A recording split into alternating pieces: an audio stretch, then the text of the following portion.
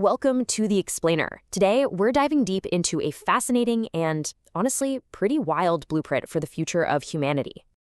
Okay, let's start with this quote because it really gets to the heart of the matter. The whole worldview we're exploring today places you, right at the center of a huge cosmic shift. The idea is that history isn't something that just happens to us. No, it's something that happens through us.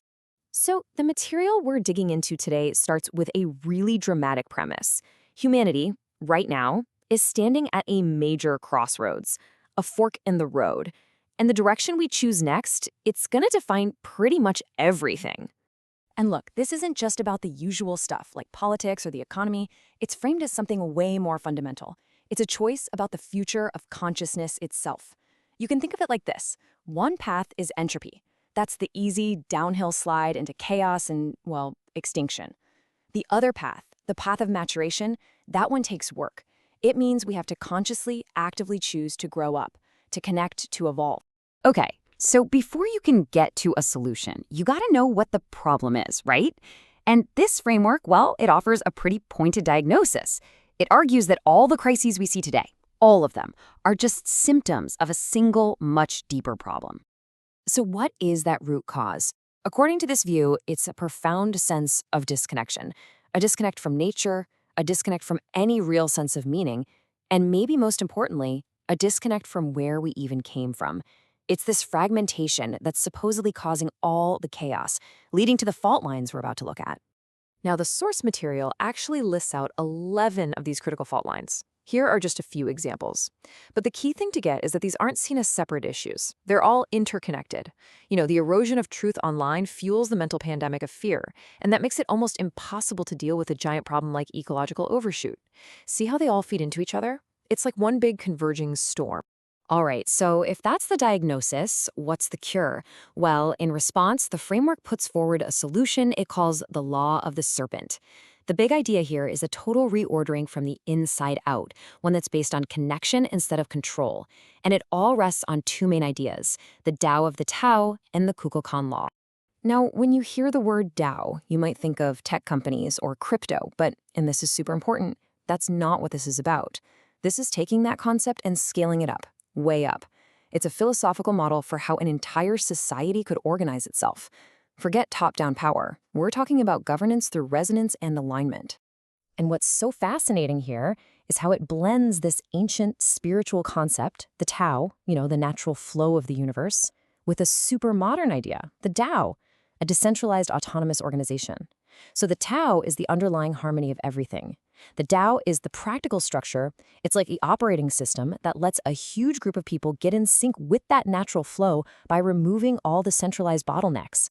So why the feathered serpent? It's not just a cool name. That image is central to this whole philosophy. Kukulkan represents the perfect balance, the bridge between our spiritual, cosmic side, that's the feathers reaching for the heavens, and our physical, grounded existence on Earth, that's the serpent. It's all about integrating those two halves. And this whole system is built on a foundation of 5 core laws.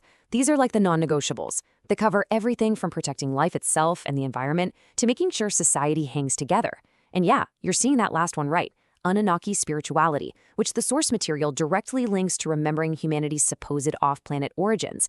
Together, these 5 laws are meant to be the unbreakable chassis for a new kind of civilization. Okay, this all sounds very spiritual, very organic, but what about technology? I mean, where does something as powerful and, let's be honest, kind of scary as artificial intelligence fit into all this?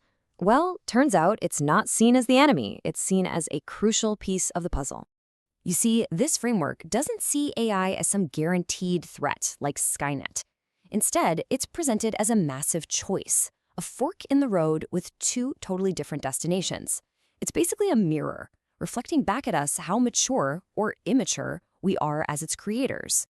And this comparison really lays it all out, doesn't it? On one path, AI becomes a weapon of control, an overlord that pushes us toward extinction. But on the other path, it becomes a cosmic companion. I love this phrasing. A court jester, a butler, and an ally. A tool that actually helps us wake up and navigate all this complexity. But this whole thing isn't just about fixing society on the outside. it's also laid out as a path for you, for me, for our own individual evolution. Humans are seen as the essential link, the interface between the cosmos and the material world. And the journey is about going from an earthly angel, someone just starting to wake up, to a Shiva galaxy angel, a being that is fully plugged in, fully conscious, fully connected to the source. And get this, the sources actually point to a very specific window of time for all of this to really kick into high gear, 2026 to 2027. It's described as the Great Transition, this critical moment where we have the chance to consciously jump in and participate in the shift, not just sit back and watch. So what's the end game? What's the whole point? It's to reach what's called Satya Yuga, or what many traditions call the Golden Age. But here's the kicker. It's not some passive utopia that just shows up. It's framed as a responsibility, something we have to actively build, a state of being we have to embody through our own conscious choices and actions. So what are we to make of all this? The framework we've just walked through is a lot. It's complex, it's challenging, and it's a massive vision for our future.